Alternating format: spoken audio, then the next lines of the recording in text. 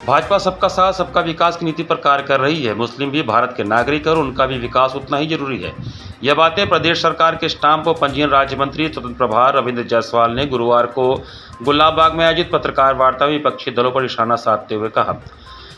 उन्होंने कहा कि वक्फ कानून को लेकर मुस्लिम समुदाय को जानबूझकर गुमराह किया जा रहा है। उन्होंने जोर देकर कहा कि इस कानून से मुसलमानों का हक नहीं छीना जा रहा, बल्कि यह कानून सभी समुदायों के हित में है और इसके माध्यम से समावेशी विकास होगा।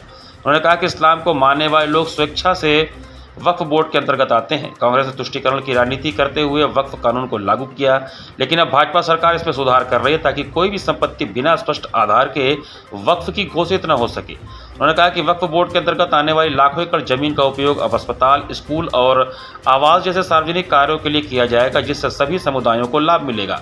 उन्होंने कहा कि अब तक केंद्र और राज्य सरकार की योजनाओं का 33% लाभ मुस्लिम समुदायों को मिलता है, लेकिन शिक्षा के क्षेत्र में यह समुदाय 90% तक पिछड़ा है, जिसे दूर करने की आवश्यकता है। ऐसे में संसद में पारित वक्फ संशोधन अधिनियम 2025 देश के कमजोर वर्ग, विशेष रूप से मुस्लिम समाज के गरीबों और महिलाओं के आर्थिक और सामाजिक सशक्तिकरण में मील का पत्थर साबित होगा। उन्होंने विपक्षी दलों पर आरोप लगाया कि कांग्रेस, सपा, तृणमूल कांग्रेस, राष्ट्रीय जनता दल जैसे दल इस ऐतिहासिक अधिनियम के विरोध में देश में भ्रम फैलाने का कार्य कर रहे हैं, क्योंकि वे तुष्टीकरण और वोट बैंक की राजनीति से ऊपर नहीं उठ सके हैं। विपक्षी दलों को आड़े हाथों लेते हुए उन्होंने कहा कि वे जानबूझकर इस विधेयक को मुस्लिम विरोधी बताकर जनता को भ्रमित कर रहे हैं, जबकि सच्चाई यह है कि भाजपा मुसलमानों के अधिकार और कल्याण के लिए प्रतिबद्ध है। उन्होंने कहा कि विपक्ष हिंदू, मुसलमान और जातिगत विभाजन की राजनीति कर देश को बांटना चाहता है, जबकि भाजपा सबको साथ लेकर चलने की नीति पर अडिग है। वक्फ बिल के 2025 के संशोधन के बाद समान आदमी के साथ साथ सरकारी संपत्ति की रक्षा होगी।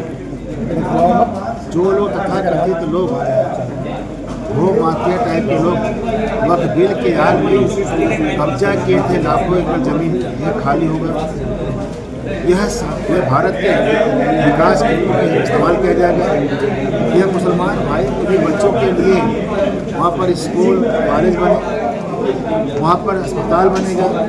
यानी सरकार के जो उपयोग की चीज़ें हैं उसका इस्तेमाल किया जाएगा। इस वक्फ बिल से भारत की विकास की बातें भी आगे बढ़ेगी और मुसलमान भाइयों को भला भी होगा।